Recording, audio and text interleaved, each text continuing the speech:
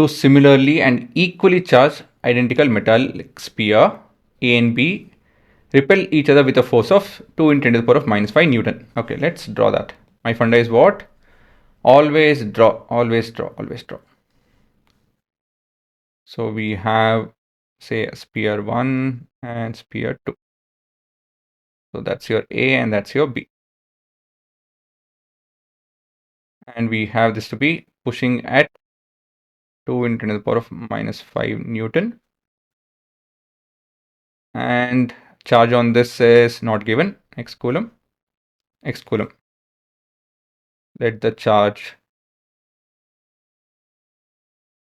on the spheres be x coulomb. Now the distance we can call it as d. And the distance between them be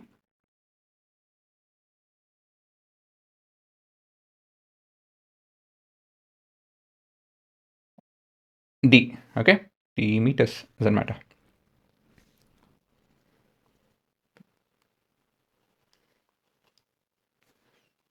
Okay, now a third identical uncharged sphere C is touched with A and then placed in the middle between A and B. So whenever we talk about middle and so on and so forth, change the distance to 2A. So this will be 2, not A per se. In this case, it's 2D. So the trick is over here, taking the distance as 2, right?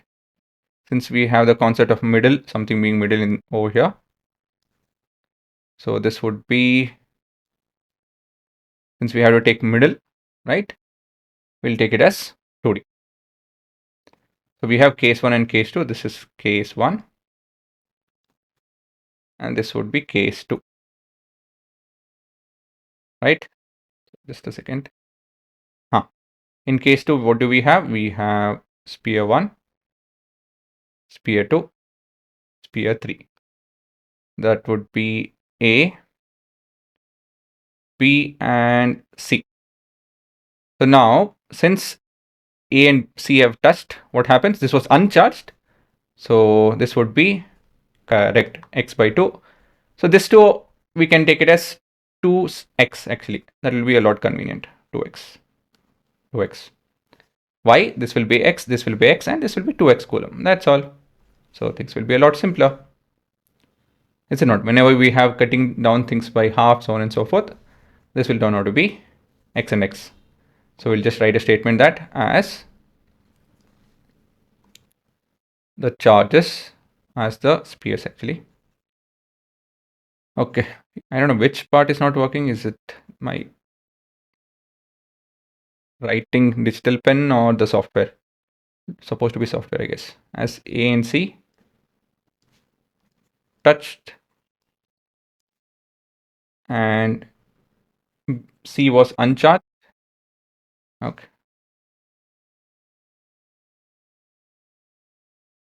C was uncharged. Please manage this part because I can't help it. My device is not working properly.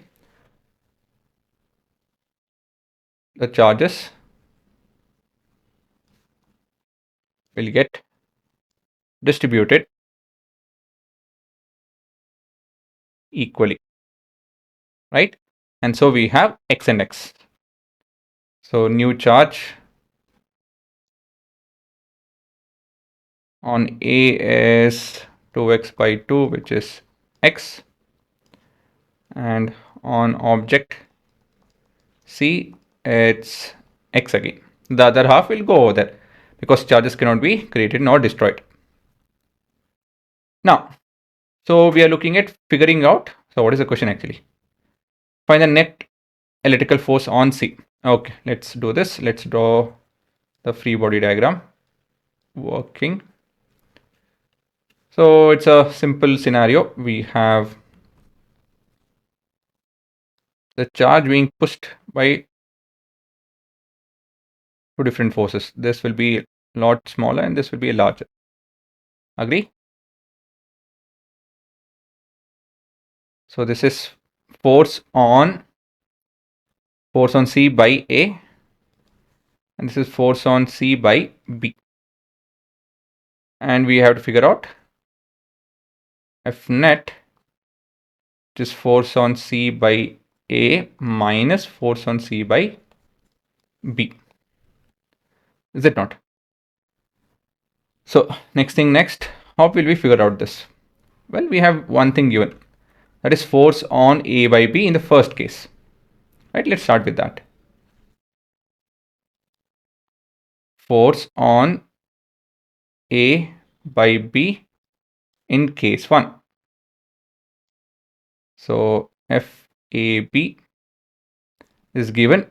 Let's just look at the magnitude part actually. Forget about that.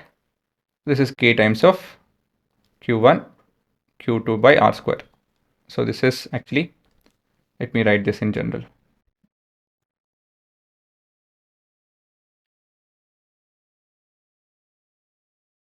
As per Coulomb's law, we have force between charge 1 and 2 to be of this formula. Therefore, FAB will be K times of 2x, right, into 2x by 2d the whole square. So here 2 will get cancelled, and we have this to be, this is given 2 into the power of minus 2, sorry, minus 5. K, I'll keep it to be so x square by d square. So basically this particular expression is equal to 2 into the power of minus 5. Right? We can't do much. We can substitute k, but let's not do that. I'll show you why. And here the next trick is that to keep k as it is. Okay? So there's small things that you will understand why.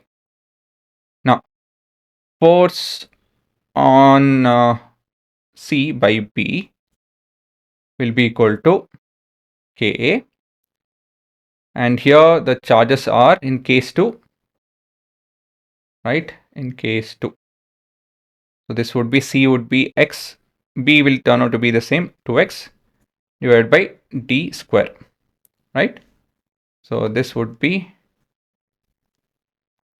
K times of 2 into x square by d square. So this is nothing but what? Yes, can you see that? So from 1, this entire expression is equal to 2 times of 10 to the power of minus 5. So this will be 4 times of 10 to the power of minus 5. This is because of 1. Agree? See, k times of x square d square, we already have this expression over here. And that's equal to 2 into 10 to the power of minus 5. That we substitute, 2 times of 2 is 4. And we have this. See, as simple as that. Now, force on C because of A, obviously this is case 2 again. This is x and x by d square, and this is same as 2 into 10 to the power of minus 5. So many Newton, not Coulomb. So many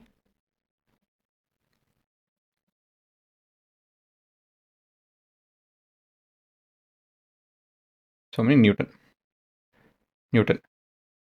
So we have to find the net force. So the net force on C, that is, will be 4 into 10 to the power of minus 5 minus 2 into 10 to the power of minus 5. That is 2 into 10 to the power of minus 5 Newton. Okay, this is magnitude, right? And the direction will be along BC. Or I don't know how exactly they write here. It's written, oh, it's correct, BC only. Force along BC. Or let me do this way. I'm not very convinced or very happy with that. I'll just do this. So this will be along CB, right? Line connecting C from B. C from B. Correct. Okay, that's correct. So let me tell the important stuff over here. It's important for us to take 2C, 2D, so on and so forth. It makes things a lot convenient while calculating. So when we touch two objects which are of same material or sphere and so on and so forth, size, the charge will get evenly divided. So we have x and x over here. And the distance are, oh, I missed out the distance. This has to be d. And this too has to be d. Make sense? And now we have to find the net force. So the force on C would be by B and A. So the net force is the following. And then we have the Coulomb's law. So the expression over here need not be solved. K I have not substituted. I need not, because we can clearly see K can be K x squared d squared can be substituted again, and we get the final set of answers. Very convenient, right? So such questions, kids, some of you guys might feel it's difficult, but it will become easy by doing this. And finally, we have this. Is it not? Quite simple. So the trick here is not to solve. And another trick is to take 2x and 2d whenever things are getting divided.